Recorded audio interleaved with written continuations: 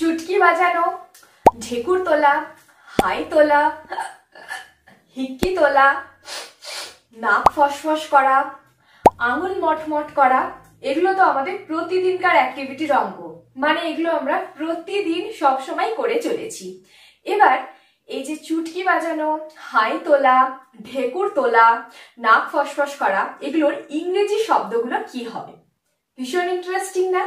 তাহলে চলো আজকের ক্লাসে আমরা ঝটপট এই ধরনের শব্দগুলোর ইংরেজিটা জেনে নিই, সাথে সাথে এগুলো দিয়ে আমাদের প্রয়োজনীয় বাক্যগুলোও শিখে নিই। যেমন আমি যদি বলি যে যদি আমি এক চুটকিতে যা কিছু চাই তা পেতাম, তখন বলবো I could have everything I wanted with the snap of my fingers. সে জোরে ঢেকুর তুলেছিল। She gave a loud belch.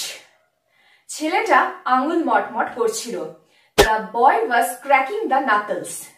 তাহলে চলো আজকের ক্লাসে আমরা এই ইন্টারেস্টিং শব্দগুলো শিখি আর এগুলো দিয়ে বাক্য তৈরি করি। Welcome you back to the channel. I am Anushila. You are watching Delightful Learning with Onu. Without any further delay, let's jump into that. আমাদের প্রথম সেন্টেন্সটা হলো সে জোরে ঢেকুর তুলেছিল। ঢেকুর তোলা। ঢেকুর তোলা ইংরেজি হচ্ছে বেলচ। বেলচ, B-E-L-C-H, বেলচ। সে জোরে ঢেকুর তুলেছিল। He gave a, জোরের জন্য বলবো লাউড, লাউড বেলচ, B-E-L-C-H, বেলচ। তাহলে ঢেকুর তোলার জন্য হবে বেলচ। ক্ষমা চাইছি ঢেকুর তোলার জন্য। Pardon me for belching, মানে হয়তো কোনো ইম্পর্টেন্ট কথা বা সিরিয়াস কথার মাঝখানে আমি একটা ঢেকুর তুলে ফেলেছি, তখন বলবো Pardon me for belching। আবার বলতে পারি যে স্পাইসি ফুড খেলে আমার খুব ঢেকুর ওঠে। Spicy food makes me belch. Spicy food makes me belch. তাহলে ঢেকুর তোলা হচ্ছে বেলচ। নেক্সট, তার সারাদিন ধরে হাঁচি হচ্ছিল। হাঁচি, হাঁচি হওয়া হচ্ছে স্নিজ, আর হাঁচি হচ্ছিল স্নিজিং, মানে আইএনজি যোগ করব, মানে মেন ওয়ার্ডটা হচ্ছে স্নিজ, SNEEZ, স্নিজ। তার সারাদিন ধরে হাঁচি হচ্ছিল। She was sneezing. She was sneezing all the day. She was sneezing all the day. তাহলে স্নিজ মানে হচ্ছে হাঁচি হওয়া। নেক্সট, আমি মাঝে মধ্যে রাতে দাঁত কিরকির করে থাকি। দেখবে অনেক সময় আমরা ঘুমের ঘোরে কোনো স্বপ্ন দেখে হোক বা কোনো কারণে আমাদের করে দাঁত কিরকির হয়ে যায়, মানে দাঁতের সাথে দাঁত ঘষা লেগে একটা দাঁত কিরকির এরকম হয়। সেটার ইংরেজিটা হবে grind the teeth. Grind the teeth মানে দাঁতে ঘষা লাগা বা দাঁত কিরমির হওয়া। I grind my teeth sometimes, মানে মাঝে মধ্যে, at night. I grind my teeth sometimes at night. তাহলে শব্দটা হচ্ছে দাঁত কিরকির করা, গ্রাইন্ড মাই টিথ। অনেক সময় এরকম হয় যে আমরা হয়তো কোনো কঠিন কাজ করার সংকল্প নিয়েছি, তখন আমরা দাঁতে দাঁত চিপে কাজটা করি বা কাজটা চালিয়ে যাই, সেক্ষেত্রেও কিন্তু এই শব্দটাই হবে, মানে দাঁতে দাঁত চেপে রাখা। নেক্সট, ছেলেটি আঙুল মটমট করছিল। আঙুল মটমট করা হচ্ছে এই যে আঙুলের যে গাঁটগুলো রয়েছে, এগুলো যে আমরা এরকম ফাটাতে থাকি, এই যে আঙুলের গাঁটগুলো আমরা এরকম ফাটাতে থাকি, প্রতিটা গাঁটের আওয়াজ হচ্ছে না, এরকম মটমট করি, এটাই হচ্ছে আঙুল মটমট করা। তার জন্য বলবো cracking the knuckles. Cracking the knuckles. তাহলে ছেলেটি আঙুল মটমট করছিল। The boy was cracking the boy was cracking মানে ফাটানো, the knuckles, KNUCKLES, the boy was cracking the knuckles মানে আঙুল মটমট করা। তাহলে চারটে শব্দ আমরা কি কি পেলাম?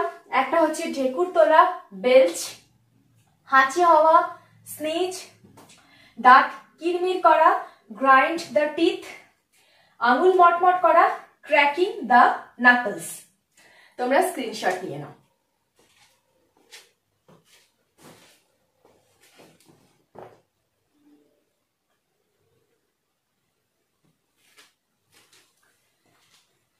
সে জোরে ঢেকুর তুলেছিল।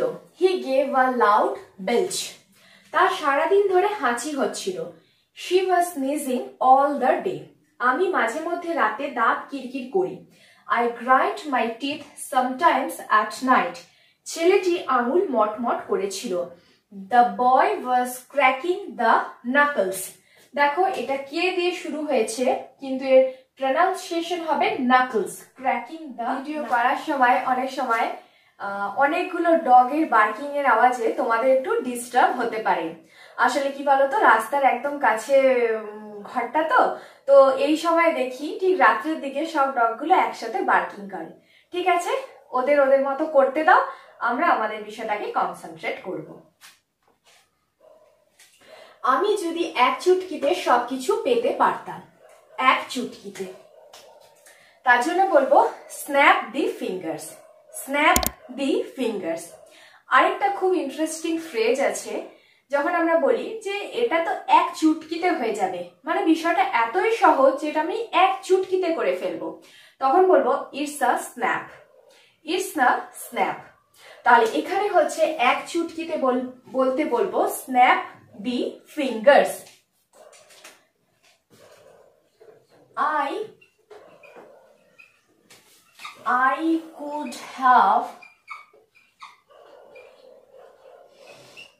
I could have everything I wanted with the snap, S-N-A-P, snap of my fingers. আমার চুটকি তাই my fingers, fingers। সেন্টেন্সটা দেখতে বড় লাগছে কিন্তু ভীষণ মিনিংফুল একটা বাক্য। I could have everything, যদি আমি সবকিছু পেতে পারতাম, I wanted, যেগুলো আমি চাই, with the snap of my fingers, মানে এক চুটকিতে। আমরা এটা বলে থাকি না যে যদি এক চুটকিতে আমি সবকিছু পেতে পারতাম, সেটাই বলা হয়েছে। I could have everything I wanted with the snap of my fingers। তাহলে snap the fingers। আমার প্রতিদিন হিচকি ওঠে। এটা তোমরা সবাই জানো, হিচকি হচ্ছে হিকাপ। কিন্তু দেখো অনেক সময় আমরা জানি যে হিচকি মানে হিকাপ, কিন্তু বাক্যে এগুলোকে কিন্তু ব্যবহার করতে পারি না। মানে যখনই আমরা কোনো সেন্টেন্স তৈরি করতে যাই তখন শব্দটাকে কিভাবে ব্যবহার করব এটা নিয়ে কিন্তু ডাউট হয়। তাহলে আজকের ক্লাসে এই শব্দগুলোর ব্যবহারটাও আমরা শিখছি। আমার প্রতিদিন হিচকি হয়, সিম্পলি আমি বলবো I hiccup, HICCUP, hiccup every day, every day, I hiccup every day। ছেলেটি একটা জোরে হিচকি তুলেছিল। The boy gave a loud hiccup, the boy gave a loud hiccup। তাহলে ছেলেটি জোরে হিচকি তুলেছিল।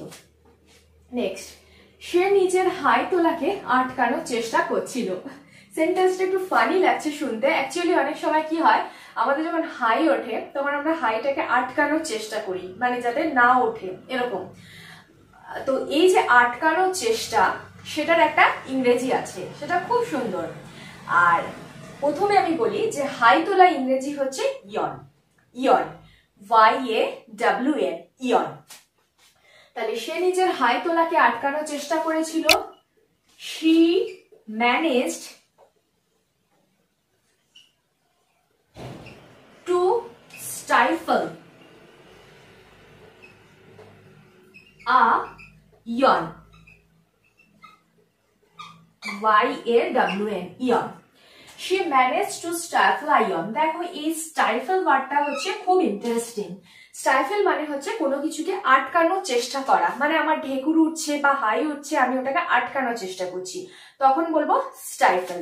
তাহলে she managed to stifle a yawn, সে নিজের হাই তোলাকে আটকানোর চেষ্টা করেছিল। তাহলে ইয়ন মানে হচ্ছে হাই তোলা। আবার এভাবেও বলতে পারি যে he stretches and stifles a yawn.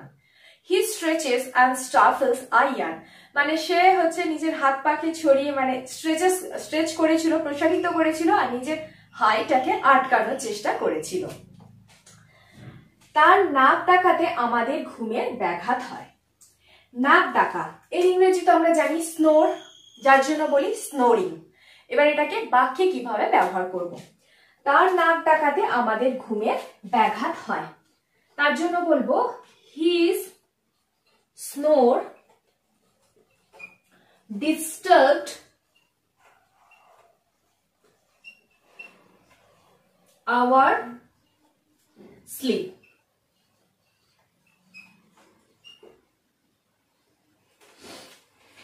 His snore disturbed our sleep. এখানে snore মানে হচ্ছে নাক ডাকা, অ্যাকচুয়ালি ঘটা নয়, এখানে হচ্ছে তার নাক ডাকাতে আমাদের ঘুমের ব্যাঘাত ঘটেছিল, যেহেতু আমি এটাকে পাস্টে করেছি তাই ঘটেছিল বললাম, একই ব্যাপার। His snore disturbed our sleep, তাহলে snore মানে হচ্ছে নাক ডাকা। সে খুব জোরে জোরে নাক ডাকছে, he is snoring loudly. তার নাক ডাকাতে আমি সারা রাত জেগেছিলাম, his snore kept me awake all over the night. His snore kept me awake all over the night. তাহলে নাক ডাকা হচ্ছে snore। এক চুটকিতে, snap of my fingers, হিচকি হিকাপ, হাই তোলা yawn, নাক ডাকা snore। স্ক্রিনশট নিয়ে নাও।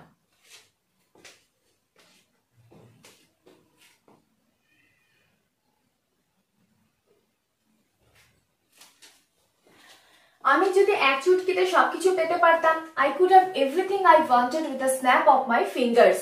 আমার প্রতিদিন হিচকি ওঠে, I hiccough every day. সে নিজের হাই তোলাকে আটকানোর চেষ্টা করেছিল, she managed to stifle a yawn. তার নাক ডাকাতে আমাদের ঘুমের ব্যাঘাত ঘটেছিল, his snore disturbed our sleep. তাহলে স্টাইফল মানে কোনো কিছু আটকানোর চেষ্টা হওয়া, মানে চেষ্টা করা, আটকানোর চেষ্টাই হচ্ছে। দেখো বাচ্চারা এক সপ্তাহ ধরে নাক ফসফস করছে, দেখবে যখন আমাদের সর্দি লাগে বা খুব ঠান্ডা লেগে যায় তখন নাকটা সুসুর করতে থাকে, তখন নাকটা এরকম হতে থাকে, এটাই হচ্ছে নাক ফসফস করা। তার জন্য আমরা বলবো স্নিফেল, স্নিফেল, SNIFFLE, স্নিফেল। বাচ্চারা, the children have been, যেহেতু এক সপ্তাহ ধরে বলেছে তাই have been sniffling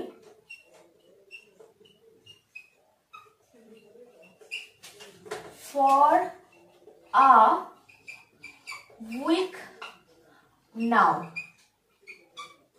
তাহলে এখানে হচ্ছে স্নিফলিং মানে নাক ফসফস করা, ফর আ উইক নাও মানে এক সপ্তাহ ধরে বা গত এক সপ্তাহ ধরে, তার জন্য বলবো for a week now.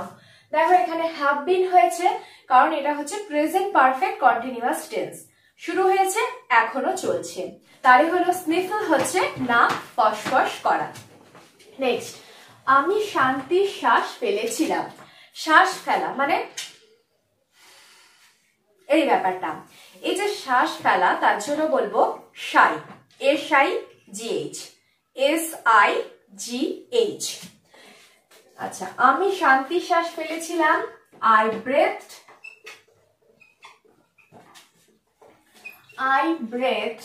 a sigh, SIGH, sigh of relief.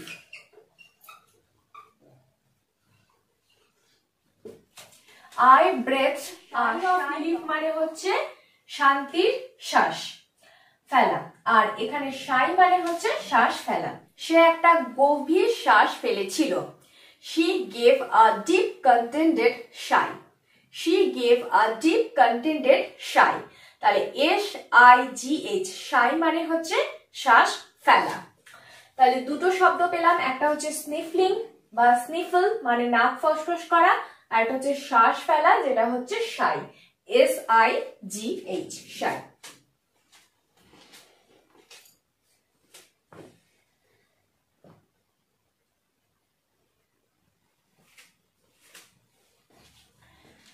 বাচ্চারা এক সপ্তাহ ধরে নাক ফসফস করছে। The children have been sniffling for a week now. আমি শান্তির শ্বাস ফেলেছিলাম। I breathed a sigh of relief.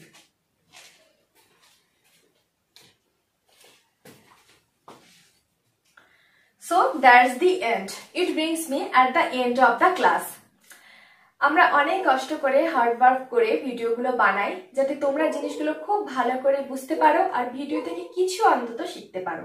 তাই ভিডিওটা একটু মনোযোগ সহকারে তোমরা দেখো যাতে এই শব্দগুলো তোমাদেরও কাজে লাগে। এই ভিডিওটা যদি তোমাদের ভালো লেগে থাকে আমার জন্য অবশ্যই একটা লাইক করে দিও, আর আজই চ্যানেলটাকে সাবস্ক্রাইব করে ডিলাইটফুল লার্নিং উইথ অনুর সাথে কানেক্ট হয়ে যাও। পাশে থাকা বেল আইকনটাকে অবশ্যই প্রেস করে দিও যাতে আমি এই ধরনের ইংরেজি ভিডিও দেওয়ার সাথে সাথে ইনস্ট্যান্ট নোটিফিকেশন তোমাদের কাছে পৌঁছে যায়।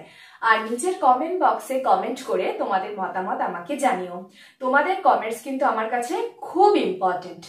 ভিডিওটাকে বেশি বেশি করে শেয়ার করে দিও যাতে তোমাদের ফ্রেন্ডসরা বা ফ্যামিলি মেম্বার্সরাও এই ভিডিও থেকে কিছু অন্তত ইনফরমেশন পেতে পারে। তোমরা সবাই খুব সুস্থ থেকো, ভালো থেকো। Till then stay positive, always be happy. God bless you all.